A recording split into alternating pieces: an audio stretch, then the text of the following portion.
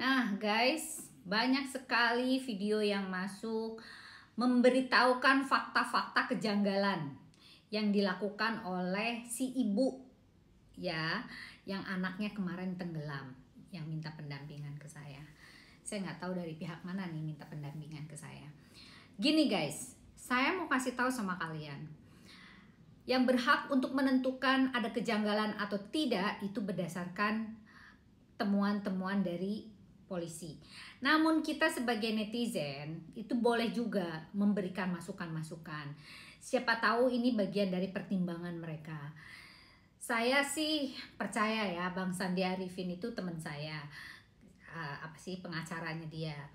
Namun sebetulnya memang kalau kajian secara psikologi forensik, kalau terlihat dari kasat mata ya, memang ada kejanggalan-kejanggalan, misalkan seperti lagi berduka tapi dia berfoto bersama sama para artis dengan senyum yang tanpa ada masalah dan sebagainya. Apakah itu bentuk sebuah tegar hati atau bagaimana? Ya, yang tahu cuma dia, oke? Namun saya sebagai seorang yang mengerti tentang mimik wajah, saya tahulah itu oke, itu apa gitu ya. Dan yang kedua adalah pada saat si anak itu sudah meninggal, dia digigit-gigit katanya dengan alasan supaya dia terbangun dan sebagainya. Itu bingung sih kalau saya bilang sih.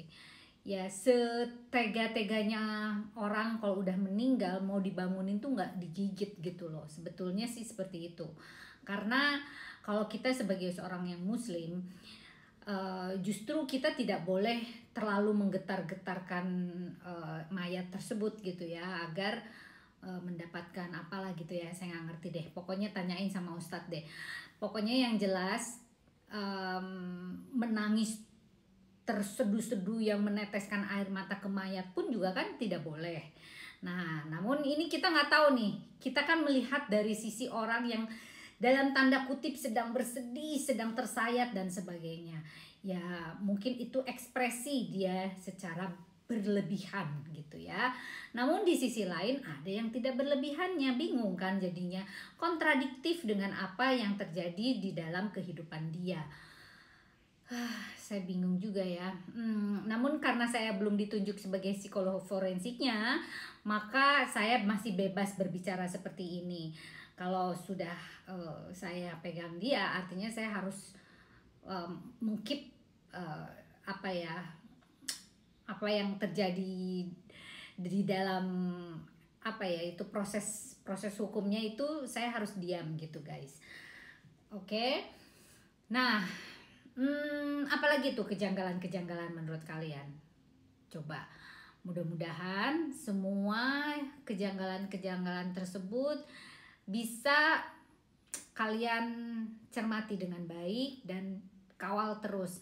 Justice for Dante itu penting, karena bagaimanapun juga anak sekecil itu harusnya di dalam pantauan orang tua, perlindungan dari orang tua, dan harus dijaga oleh orang yang berhubungan darah dengan dia, sebaiknya seperti itu. Oke, jadi dia menyerahkan ke orang lain saja untuk apalagi berenang. Nah sekarang dia berenang, si ibunya tuh di mana gitu loh. Apakah dia tidak ikut? Nah nggak ikutnya itu karena apa sebabnya gitu loh. Jadi kalian harus harus cermat ya dalam menghadapi masalah ini. Ini masalah krusial banget dan perlu kita kaji secara dalam. Oke? Justice for Dante. Saya akan kawal kasus ini. Salam Rita Gading.